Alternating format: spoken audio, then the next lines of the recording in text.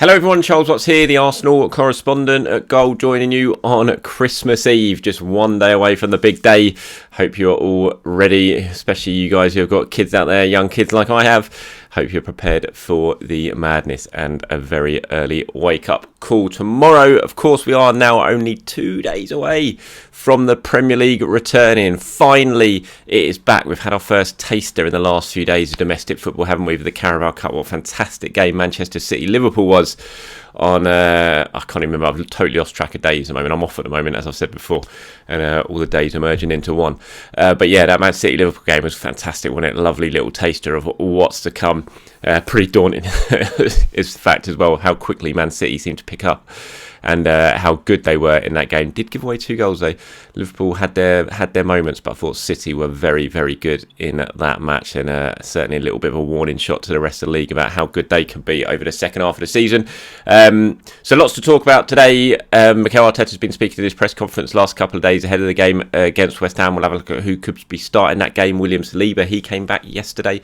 Have a look at his return, what Mikel Arteta had to say about that. Got news about Charlie Patino's contract as well. So lots of stuff to talk about, and we'll start with that West Ham game because that is the big one, isn't it? Only 2 days away. Who could start in this game? Saliba's the big one. What do you do with William Saliba? He is back. He has returned. He came back yesterday. But what do you do? Do you throw him straight back into the starting 11 against West Ham, or do you ease him back in? Now, unlike some of the other players who were at World Cup duty for Arsenal, he didn't play very much. So match sharpness is going to be an issue. He did train clearly every day. He would have been in high intensity training with France.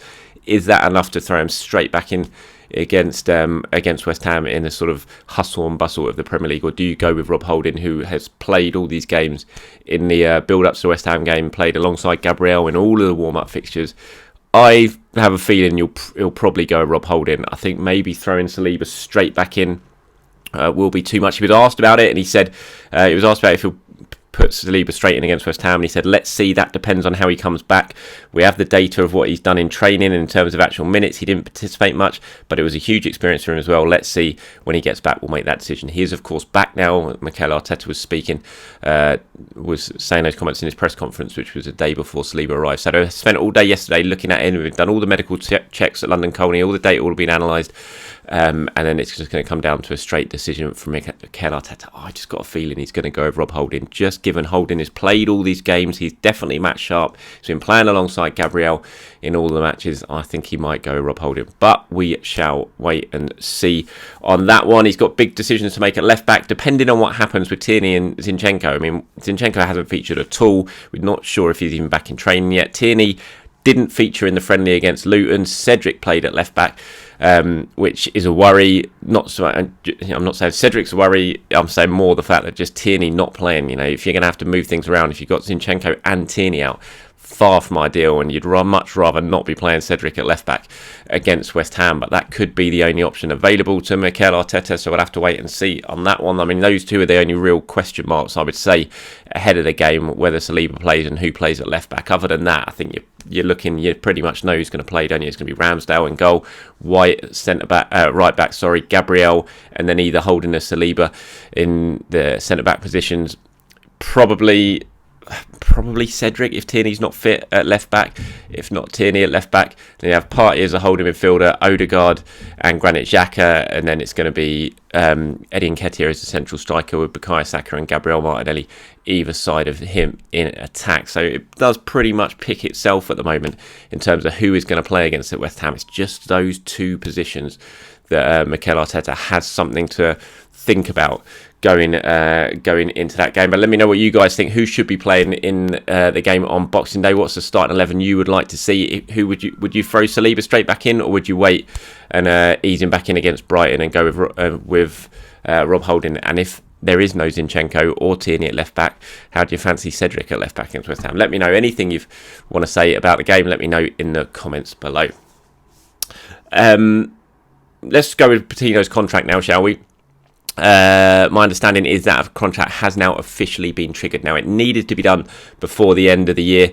There was a date that the contract had to be taken up by and it was going right up to that date, and nothing had happened, but it has now officially been triggered as of yesterday. So Charlie Patino's contract, which was due to expire at the end of the season, the 2-year extension has been triggered, so he is now tied down to Arsenal until 2025. Now that sounds like great news on the face of it, but there's still an awful long way to go. You know, Charlie, this is just the fact that his deal has been extended by this trigger clause means he's still on the same terms he was on when he signed that first sort of professional contract when he was 17. So he's on awful terms, really poor terms, really, you know, not much money at all.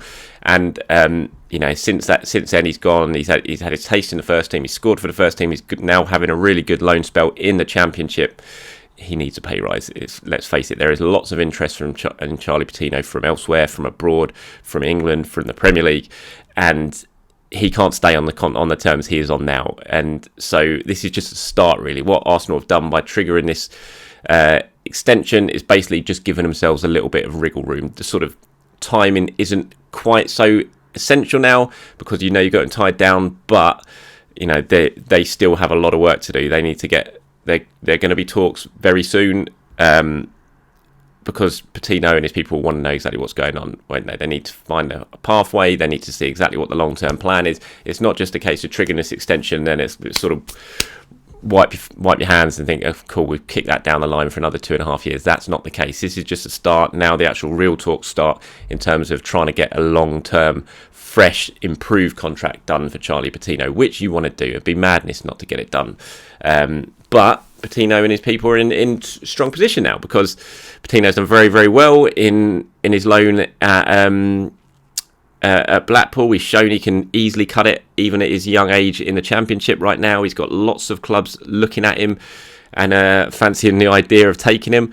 And Arsenal are well aware of that, and they're going to have to now, you know, sort of lay down a clear pathway, exactly what they see for him at the club and how he's going to sort of progress towards becoming in and around the first team. No one's expecting him to be a starter straight away in the first team by any means, but you've got to be able to lay down a pathway to show where he can go in the next couple of years. And if that doesn't happen, then they're going to be in a bit of trouble, Arsenal, because there's so much interest in him from elsewhere. So it is good news. You wanted it done.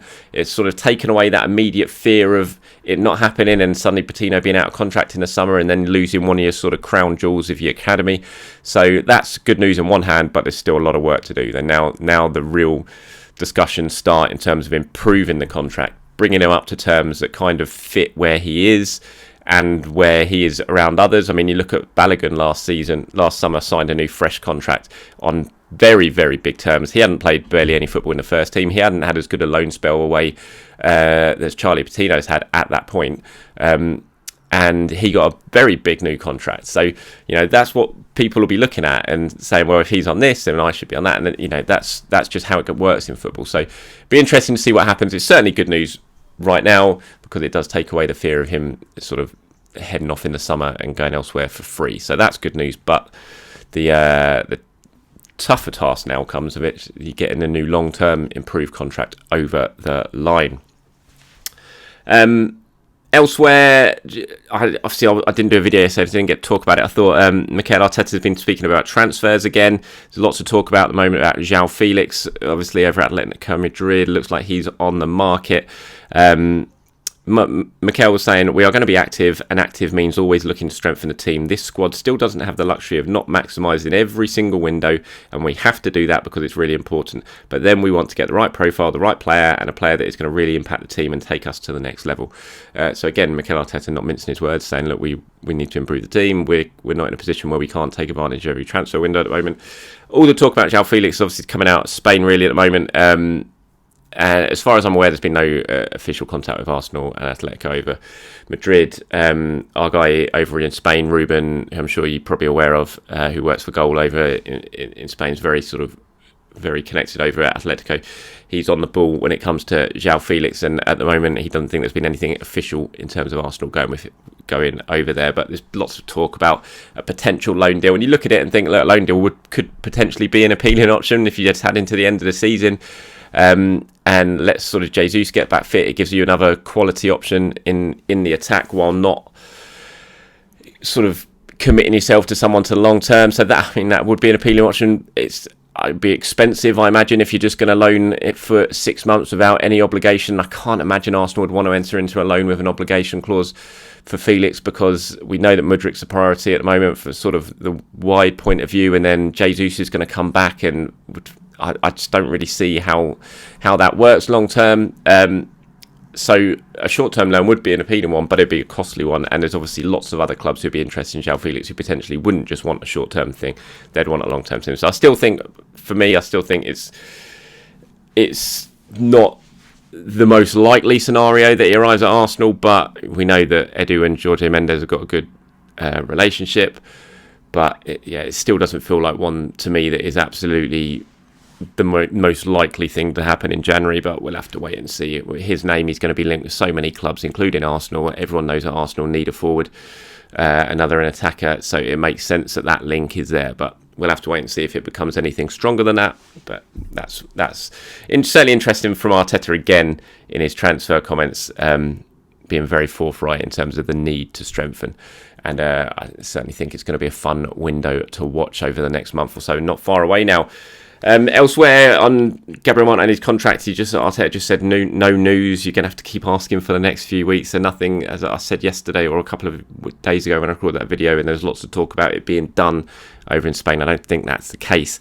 I think all parties are working towards getting it done. Everyone wants the same conclusion, but I don't think it's done yet. So I'll have to wait and see how long that drags on for. I thought there was some interesting comments on Smith Rowe, who clearly isn't still not quite ready to come back.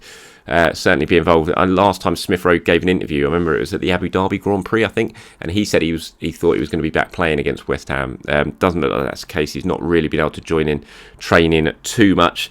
But really interesting, I thought, from Arteta on these comments. We said we've done a lot of things with Emile. Sometimes he's been close, sometimes he's been in different places to see different environments, but his attitude has been great. This is part of any career, any development, to have periods when you are out, when you have long-term injuries, and he needs to react to it. He's got all our support. It's a huge talent that we need for the second part of the season at his best, because his contribution is going to be key. He was then asked, what are these different environments that Smith Rowe's been doing in his absence. He said different kind of environments, different sports, and to places, to people that he could inspire and give him certain perspectives as well about his situation. I think he's taken a lot from it. Arteta loves that sort of thing, joining and mixing sports, going to see different people in different areas in these sports, psychologists, just specialists in all these different subjects. Arteta's part of this big coaching group where they all inspire and take ideas from each other. It's like him, Eddie Jones was there from the rugby. I think there's plenty of other sports involved as well. He loves that sort of thing. It's not just about football. He likes getting people into different environments and learning what they can from different areas and different sciences. So it's interesting, I thought, listening to that. And the fact that Smith Rowe, when he was over at the Abu Dhabi Grand Prix, he was over there as part of his rehabilitation. It wasn't just a jaunt over to watch the Grand Prix. He was there doing rehabilitation with specialists over there, whether they were Grand Prix sort of members of the sort of science of who followed the Grand Prix around, I'm not sure, but the fact he was there, and then Arteta said this, hopefully it's beneficial, hopefully it works, because like Arteta says, Smith Rowe is going to be so important over the second half of this season, and Arsenal need to get him back fit, playing very, very soon. Alright, that's it from me. Thank you very much for watching, everyone. Please do have a wonderful Christmas wherever you're watching this around the world. Have a great time with your family over the next couple of days, and Boxing Day, 8 PM, Arsenal versus West Ham at the Emirates. Cannot wait. Have a great day, everyone. Speak to you soon.